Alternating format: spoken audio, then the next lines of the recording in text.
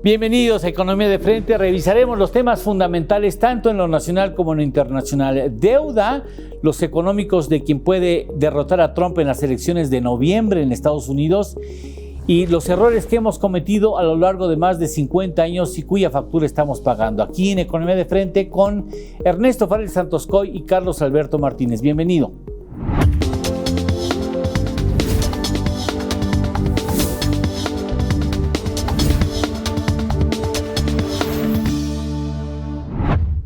Y bienvenidas, por supuesto. Gracias. Ernesto Farel Santoscoy, ¿cómo estás? ¿Qué tal? ¿Cómo? Gusto en saludar. Carlos Alberto Martínez estará vía remota en algún punto del programa porque tiene una alta encomienda que tiene que atender en este momento con el Poder Ejecutivo Nacional. Bueno, Ernesto, deuda, siempre sí, siempre no. Podemos estar tranquilos porque el país no va a haber rebote. El asunto de la deuda no es menor, porque Hacienda manda una señal a los mercados internacionales. Y 24 horas, antes de 24 horas después, el presidente rechaza esas afirmaciones. Lo desmiente. Ajá. Lo desmiente. Sí, no es la primera vez que la Secretaría de Hacienda o funcionarios de la Secretaría de Hacienda tratan de tranquilizar las aguas, tanto para los mercados internacionales como para los mercados nacionales, para los agentes económicos en general. Y al día siguiente, en la mañanera, el presidente los desmiente, ¿no? Recuerdo que cuando el ahora titular de la Secretaría era subsecretario, pues lo mandaron a Londres a apagar el incendio, ¿no? Y entonces fue allá y se echó un comentario de que le iban a bajar el ritmo de inversión al proyecto de Dos Bocas y algunos otros proyectos, para que hubiera dinero suficiente para producción y exploración y producción de petróleo para Pemex, cuando estaba, digamos, el incendio a punto de propagarse para tirar la calificación de la deuda de Pemex. Le valió gorro al presidente y lo desmintió. No, aquí no le vamos a bajar el ritmo, al contrario, vamos a incrementar la inversión fuertemente en Dos Bocas, ¿no? Y pues ahora es el subsecretario otra vez, pero ahora es una persona diferente quien ocupa esa subsecretaría, que es Gabriel Llorio, que pues trata de tranquilizar los mercados, porque hay la impresión en el mundo, y los mercados internacionales están bajando por eso, de que están apareciendo rebrotes importantes de contagios en distintos países, en distintas regiones, y por lo tanto están tomándose de nueva cuenta, digamos, en los escenarios la posibilidad de que vuelva a haber confinamiento social y por lo tanto parálisis económica. Es muy importante para que usted distinga los puntos finos de algunos ejercicios de la Administración Pública Federal. O sea, la declaración no es una aseveración de que se va a hacer uso de la deuda, es un mensaje a los mercados para dejarlos tranquilos. Muy cuidado, ¿eh? Muy cuidado. En caso de un rebrote que tuviéramos en el país, que implicaría de nueva cuenta paralizar la economía. Ahí está una carta. Uno de los escenarios posibles o de las medidas que podríamos tomar sería el de la deuda, ¿no? ¿Para qué? Pues para poder de nueva cuenta apoyar a las familias y a algunos sectores. Por ahí es por donde fue el mensaje, ¿no? Y pues al día siguiente el presidente dice, no va a haber rebrotes. Bueno. Y por lo tanto tampoco va a haber endeudamiento. Demuestra su buen sentido del humor, porque desafortunadamente nadie puede afirmar que no habrá rebrotes. De hecho, estamos todavía en la primera ola de contagios. Pues a lo mejor es a lo que se refiere el presidente. De que no vamos a salir de la primera a la segunda en automático, ¿no? Bueno, que seguimos en la primera ola. ¿Cuál rebrote? Ahora, si seguimos ¿qué consecuencias puede acarrear el que el presidente desmienta a su equipo de Hacienda? Pues mira, yo creo que en cualquier país, en cualquier otra, en cualquier otro sexenio, ¿no? Lo que pasaría es que el funcionario diría, bueno, pues renuncio, ¿no? Si tengo puntos de vista encontrados con el presidente, pues ¿qué hago aquí? No, bueno, en cualquier otro lado, sí. Tiene una factura importante. Así es. Bueno, aquí... Una renuncia en Hacienda hoy no pesa lo mismo que la primera renuncia. Una segunda renuncia, dices. Sí. No, pues estaría hablando en este caso del subsecretario. Sí, bueno, y le quitas piezas al secretario, o sea, Sí, ahí descobijas al secretario. Muy bien, quería precisar. Sí, sí. Pero yo creo que ya están acostumbrados que así es el estilo de esta administración, Bueno. ¿no? Ya tienen la piel de cocodrilo. ¿Es un estilo que se aprecie, que se aprecie en el extranjero? O sea, que esté bien visto. Exactamente. ¿O mal visto? Sí, o sea, ¿No? ¿tú crees que lo ven bien? No creo. No creo. ¿Tú crees que habla bien de un mandatario que desmiente a su O de un gobierno en general. Un gobierno en general? que tiene sus contradicciones al exterior, ¿no? Una contradicción a lo que dice el subsecretario, ¿hace daño? ¿Puede hacer daño al país? Bueno, se ve ahí claramente que al interior del gobierno no hay una línea clara de pensamiento, ¿no? Que hay contradicciones, puntos de vista opuestos. Ahora, a mí me gustaría que fuéramos... Pasa en las mejores familias, ¿no? Y en las peores. Pero ante el exterior, como que es mejor que se vea Unidad. ¿no? Unidad. Es todo. Sí, yo lamento mucho que el ciudadano presidente haya optado por la división como un mecanismo de relación social y no le haya apostado, como el grueso de los presidentes en el mundo, no en México, en el mundo, de apostarle a la unidad nacional como una premisa fundamental, un activo fundamental para atender y resolver una crisis como la que estamos viviendo por la pandemia, pero no solamente por la pandemia. Sí, venía desde atrás ya la crisis de confianza, ¿no? y de división. Pero bueno, volviendo al tema de la deuda, sí es relevante, sí, porque este país tiene un porcentaje en relación al tamaño de la economía, de recaudación fiscal ínfimo, ¿no? El más bajo, por ejemplo, de todos los países de la OCDE. 17%, si no mal recuerdo. 17%. Contra 34% promedio de la OCDE. Así es. Que es promedio. Pero ya incluyendo los ingresos de petróleo, ¿no? Si quitas eso, estamos todavía más abajo, ¿no? Mucho más abajo. Y entonces pues se convierte en un gobierno muy endeble ante la deuda. Y por eso, aunque México tiene un porcentaje relativamente bajo de deuda pública en relación al tamaño de la economía, este año vamos a cerrar, que ya subió, más o menos en 53%. 54. Pues hay países que están al 100, ¿no? Bueno. Al 80. Sí, de 280 de Japón. Déjame ir a una pausa, porque claro, vale la pena, este tema es importante. Hay quizás una actitud cínica de algunas calificadoras que castigan a los países como México y tienen manga ancha con países desarrollados que tienen una deuda muy superior a la mexicana y de muchas otras naciones. Hacemos una pausa y regresamos.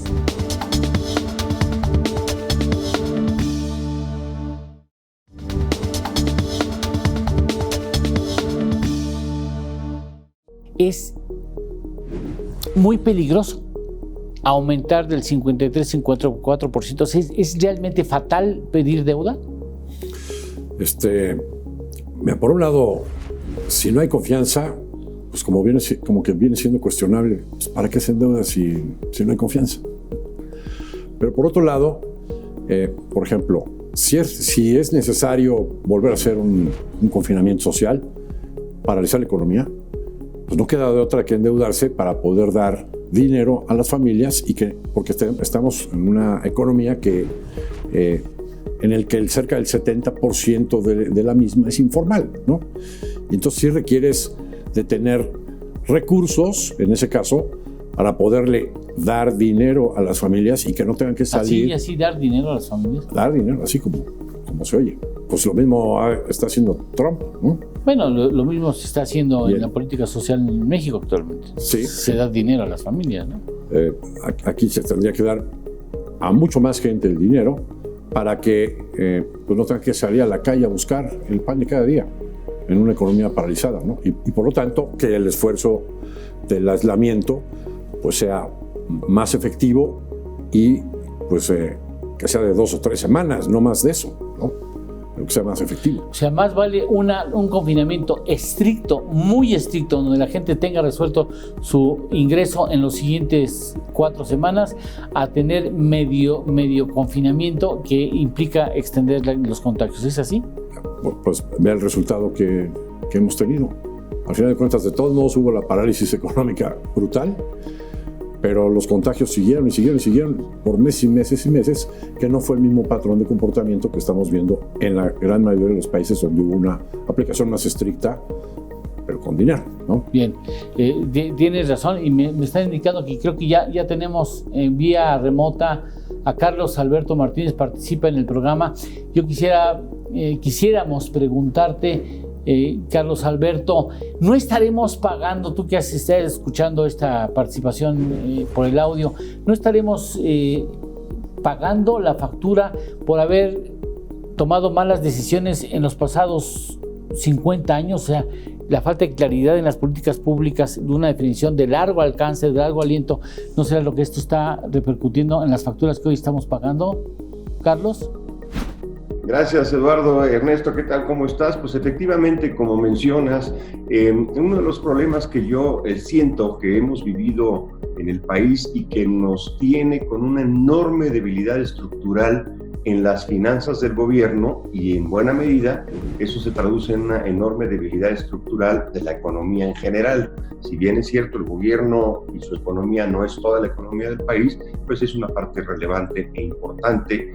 Y esta debilidad se refiere, Eduardo, Ernesto, en mi opinión, a que durante los últimos 50 años, medio siglo, el país se ha distraído en discutir las finanzas públicas del gobierno o la hacienda pública, o lo que mal llamamos la parte fiscal, las reformas fiscales. Las hemos basado y sustentado fundamentalmente en discutir de manera muy parcial las distintos componentes que tienen las finanzas públicas. Esto quiere decir que, por ejemplo, hace 50 años, desde los 70s, 80s y 90s, 30 años nos la pasamos básicamente discutiendo el tema de la deuda del país que nos dejaron los gobiernos, principalmente de Luis Echeverría y de José López Portillo. Los 30 años del esfuerzo, todavía hasta los 90s, estábamos haciendo todo nuestro esfuerzo para mejorar nuestra posición de deuda, nuestros pagos, la renegociación, etc. Y luego, cuando termina esto, viene todo lo que es, digamos, el año 2000 y el 2010, los 20 años anteriores, viene un esfuerzo solamente por discutir la parte de los impuestos, y nos metimos en la idea de que reforma fiscal en México era solamente los impuestos, lo que le debemos dar al gobierno para que gaste más. Y entonces así empezamos a subir el impuesto sobre la renta, subimos el IVA de 10 a 16%, pero de manera incompleta, porque no lo hicimos en alimentos y medicinas, lo que hace un poquete ahí muy importante. Luego inventamos la jalada del IDE, el impuesto de depósitos en efectivo, que no funcionó. Lo único que generó es que la gente se quedara con su dinero en efectivo en sus casas, debajo del colchón, y entonces pues el sistema bancario comenzaba a secarse porque pues no había dinero depositado en las cuentas bancarias. Y luego también inventamos el YETU, que era un impuesto sobre la renta disfrazado para aumentar más la recaudación y más la presión sobre los mismos contribuyentes de siempre. Tampoco funcionó, fracasó, lo quitamos. En fin, llevamos 20 años discutiendo los impuestos, y como los 30 años anteriores, discutiendo nada más la deuda. Y hoy, con este gobierno, a partir de la llegada del presidente López Obrador a la presidencia, estos 2 años nos hemos pasado discutiendo solamente el presupuesto, que si lo recorta, que si nada más lo usa para Dos Bocas y para el Tren Maya, que si recorta programas, que si pone programas nuevos asistencialistas, etc. Otra vez haciendo la discusión incompleta. Debemos de entender, para los amigos que nos escuchan y nos ven en el auditorio, que las finanzas públicas no son impuestos nada más, y tampoco nada más es el presupuesto. Las finanzas públicas se componen de 3 elementos centrales. En primer lugar, los ingresos, por supuesto, los impuestos, pero en segundo lugar, e igualmente importante, el gasto público. ¿Para qué utiliza el gobierno ese gasto? Y un tercer elemento importantísimo es la deuda. ¿Cuánta posibilidad de endeudarse tiene para, digamos, equilibrar el ingreso y el gasto público? Son las tres cosas, impuestos, gasto y deuda, que se tienen que discutir de manera integral. Y como no lo hemos hecho en los últimos 50 años así, sino simplemente parchando una u otra y concentrándonos parcialmente en las cuestiones que nos urgían, pues hoy con la pandemia pues nos encontramos en una situación en la que el gobierno tiene muy pocos instrumentos y muy poca capacidad para hacerle frente o implementar verdaderas políticas económicas contracíclicas, porque realmente pues, no tiene los ingresos suficientes, el presupuesto está hecho con los pies y la deuda pues está inmanejable, incontrolable, se lleva prácticamente 700,000 millones de pesos del presupuesto público cada año en el pago de intereses. La culpa ha sido, en mi opinión, porque tanto los políticos como los técnicos, como los analistas, no nos hemos concentrado en discutir las finanzas públicas del país en sus tres componentes al mismo tiempo. Ojalá y pronto lo hagamos para poder dotar a nuestro gobierno de una mejor capacidad económica y con ello impactar mejor y más favorablemente a nuestra economía. Es lo que yo pienso, Eduardo, Ernesto, en este sentido. Pues ojalá avancemos en esta discusión más integral de las finanzas públicas del gobierno. Gracias, Carlos. Sí, muchas gracias, Carlos. Gracias, toda la razón lo que tiene Carlos. Sí. Gracias, y la estará físicamente aquí con nosotros la próxima semana. Por lo pronto hacemos una pausa y regresamos.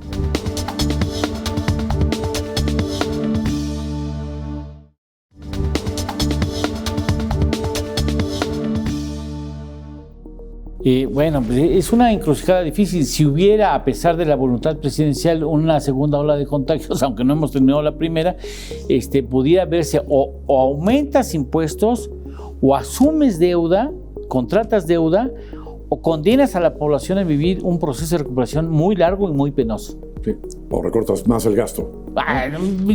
Ya no se puede más.